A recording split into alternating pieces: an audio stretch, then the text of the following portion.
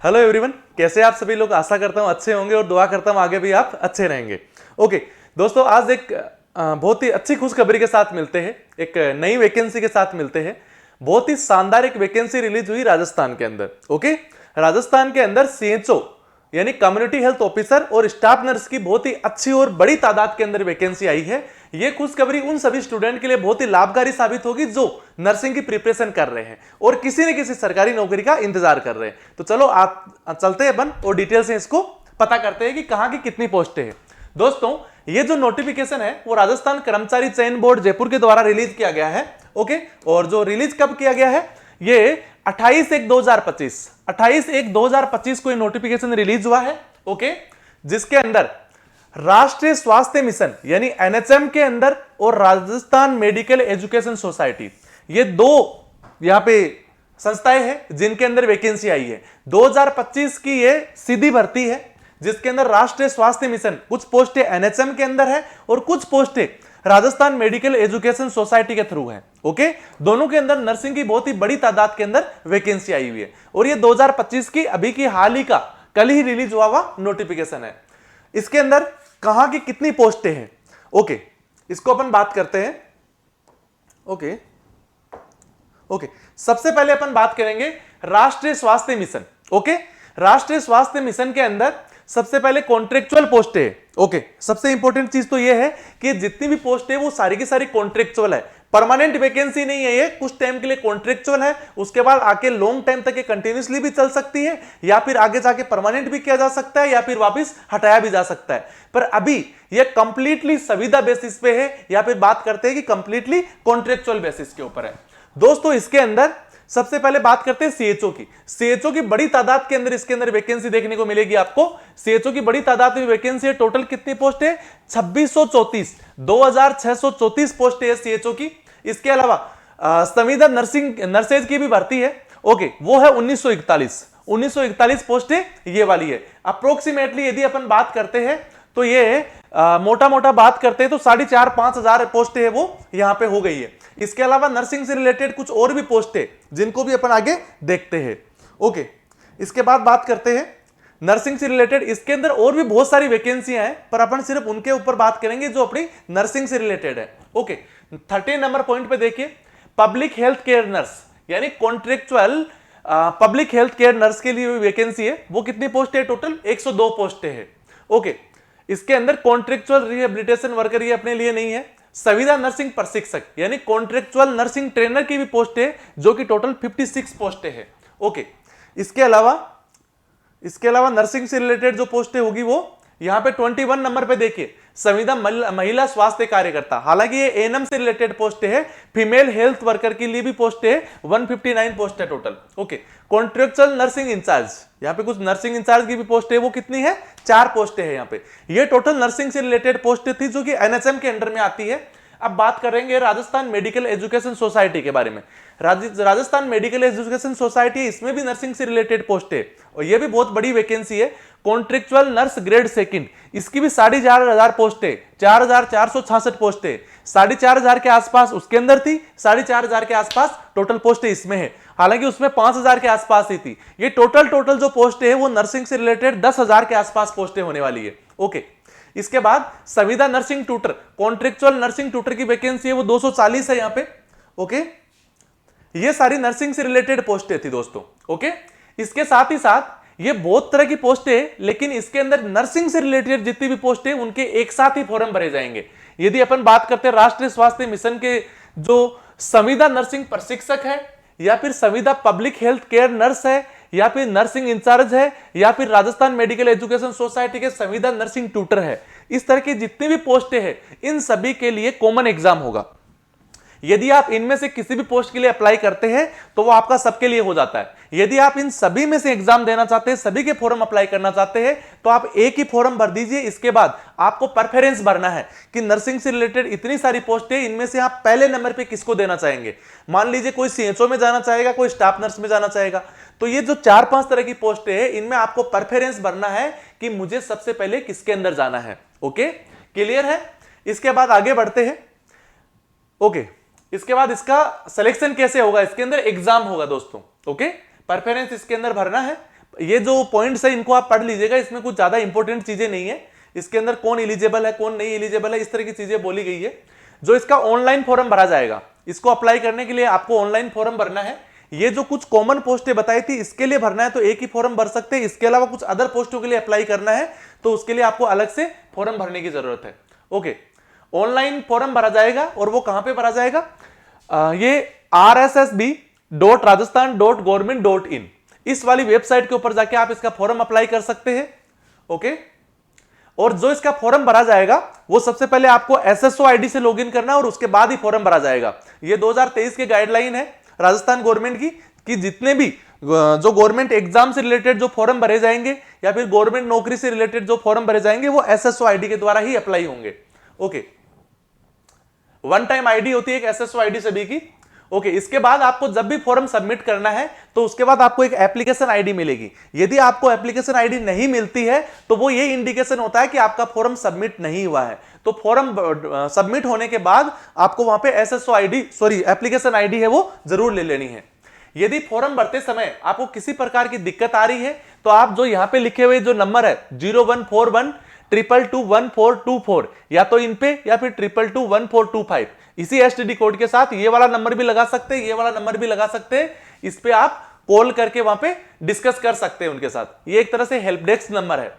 या फिर आपको हेल्पलाइन नंबर के तौर पे ये नंबर भी दिया हुआ है 0294305751। इन नंबरों पे भी कॉल करके आप वहां पे जानकारी ले सकते हैं। ओके, इसके अलावा इस एग्जाम से रिलेटेड कोई भी नोटिफिकेशन जारी होगा तो वो नोटिफिकेशन आपको www.rssb.rajasthan.government.in इस वेबसाइट के ऊपर किसी न किसी तरह से नोटिफिकेशन या फिर नोटिस के रूप में मिल जाएगा। ओके, इसके बाद बात करेंगे अपन फॉर्म भरने की कि कितनी फीस होगी। फॉर्म भरने की फीस के बारे में बात करेंगे तो जो जनरल कैंडिडेट होंगे या फिर जो ओबीसी कैंडिडेट होंगे या फिर क्रिमिलेयर ओबीसी के होंगे उनके लिए 600 रुपए फीस यहां पे निर्धारित की गई है। या फिर जो अनुसूचित जाति और जनजाति के लोग होंगे उनके लिए यहां पे 400 रुपए फीस निर्धारित की गई है। और जो ईडब्ल्यूएस के कैंडिडेट होंगे उनके लिए भी ये 400 रुपए ही होगी।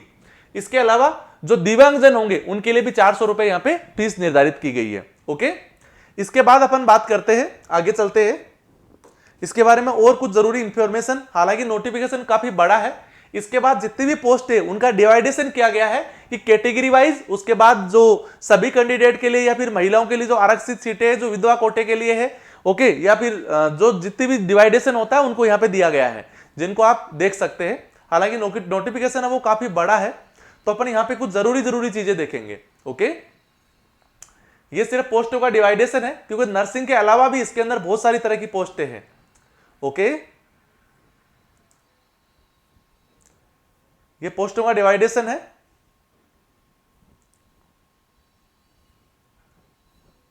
ठीक है, इसमें सिलेबस वगैरह सब कुछ दिया हुआ है तो उन चीजों को भी अपन देखते हैं और कब एग्जाम होगा क्या होगा उन तरह की चीजों को भी अपन यहां पे डिस्कस करते हैं। काफी बड़ा नोटिफिकेशन है ये। कुछ पोस्टें इसमें एएनएम की भी है, एएनएम की पोस्टें भी इसके अंदर दी हुई है। ओके,